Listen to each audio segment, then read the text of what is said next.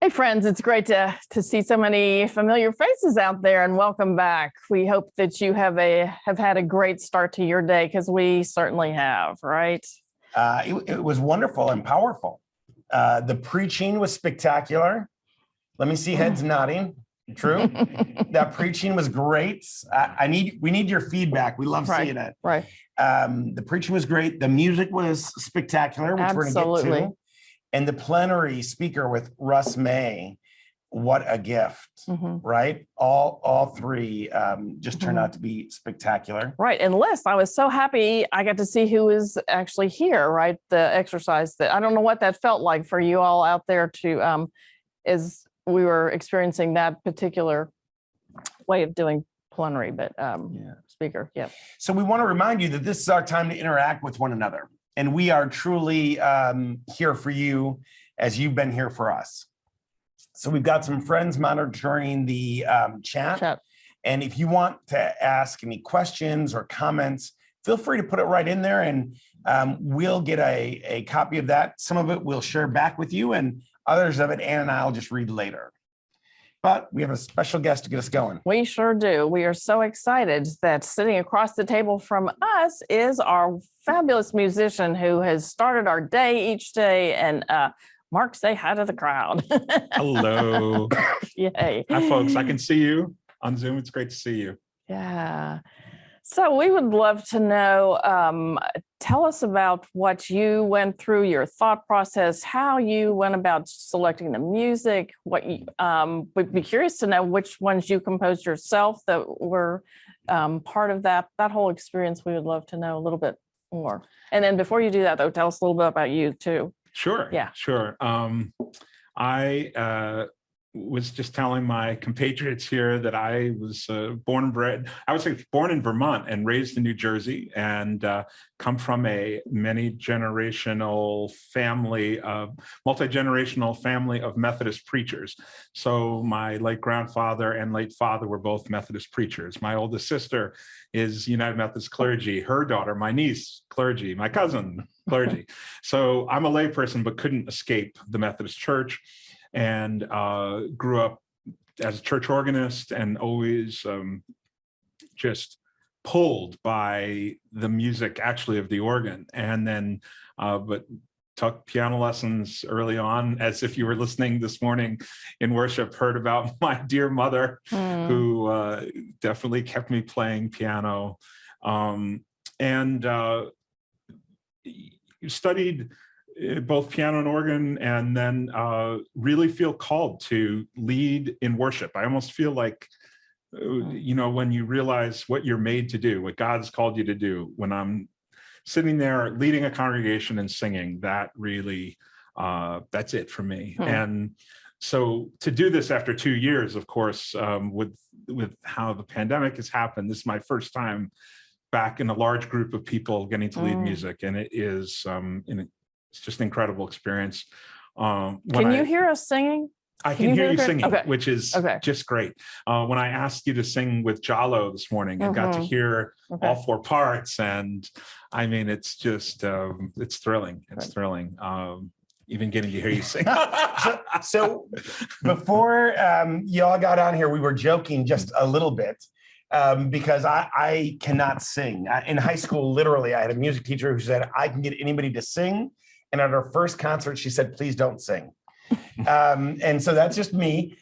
One of the wonderful things about this particular conference, and last year when I was at home singing to what you were playing, I could be as loud as I wanted. The mask was on. The room is full of vibrant sound. I hope you guys at home are singing. Are you? A little bit, yeah. Good, because it's part of the joy wherever you are, right? The joy wherever. And I feel like through my music and teaching, one of the words that just keeps coming to my mind is permission giving. Just let it happen, and let the flow kind of happen. And for instance, this morning, I forgot to ask permission if I could play extra songs or just the Bach Invention. I'm so glad someone said that was a favorite. I had no intention of playing that, but I was playing something in F major and thought, Bach right now, or Here Comes the Sun and Jesu, Joy of Our Desiring. Why not? It's just, I love to be playful and improvisational because I feel like the Spirit moves that way. But if I had, it's almost like, it was a very heavy topic of our service today, talking about being a bystander to the murder of George Floyd.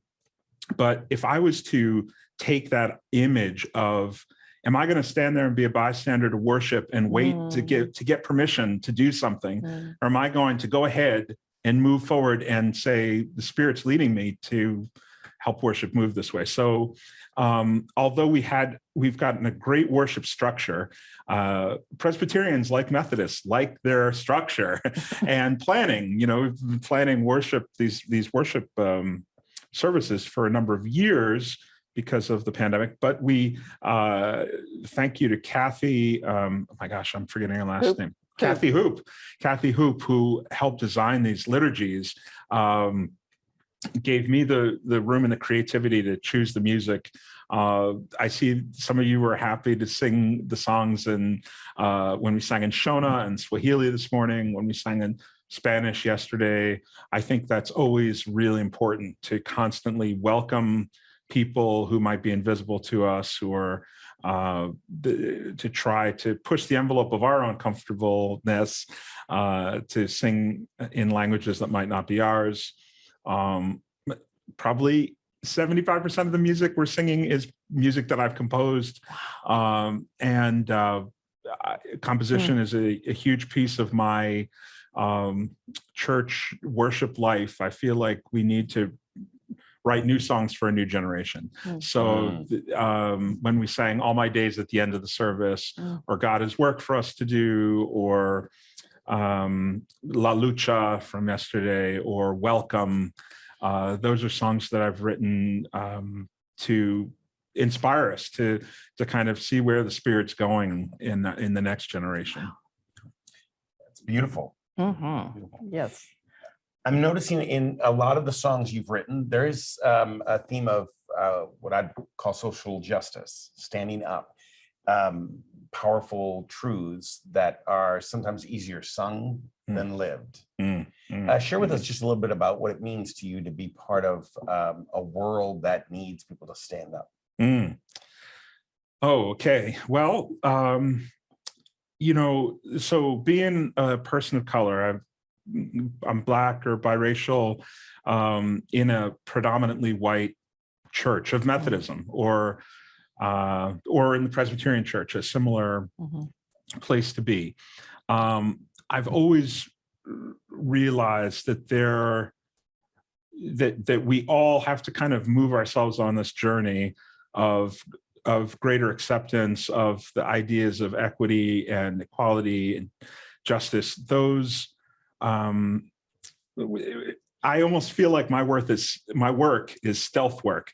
Worship, I want you to start singing about it and hearing about it in worship, and then hopefully have those songs and those lyrics in your mind to help form your spiritual practices, which are going to lead us to better, lead us to social justice and enacting that.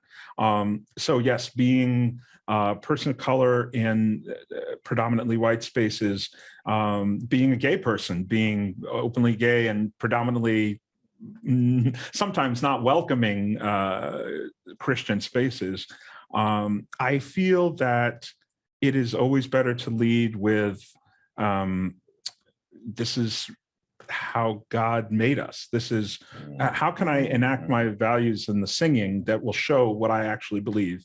Tomorrow we'll sing a song that says, no matter what people say, I'm a child of God. There's no way around that. No matter what people say, what the world says, you are a child of God. And there's nothing that can take that away. God's love is always seeking to draw the circle wider. And so we're going to sing that. And that's kind of how I live it out. Try. Some of the theology that holds us back from loving each other as if we were all sacred children of God is the music we learned early in life that has the ability to kind of put us into categories or tell us one way to be. And what is so powerful is when we have a gift to hear new voices, new lyrics that drive us to what I believe to be the truths that God is calling us towards. So thank you for that rich truth. So Mark, any inspiration that you can give the educators out there who primarily are doing faith formation, how to make use of music to inspire those of us who can't necessarily get up and do that and lead singing, and inspiration of how we might work closer with music staff on our churches, anything to help us integrate more of the head stuff with more of the heart in what we sing? Well, let's see. That's a great question. It's a hard one, but it's good. I think of my own church where I'm a minister of music at Christ Church in Summit, New Jersey. It's a UCC, American Baptist congregation. And putting worship together for this Sunday, I'm calling on to see how many I can get to participate. That is always, I know I can get up there and run the show, so to speak, but it's not nearly as meaningful as if the kids aren't singing the first verse, or if this young pianist who's really talented is going to lead us into prayer, or another young person who's going to be on a djembe or on the drum set. It might not be perfect, but participation is key.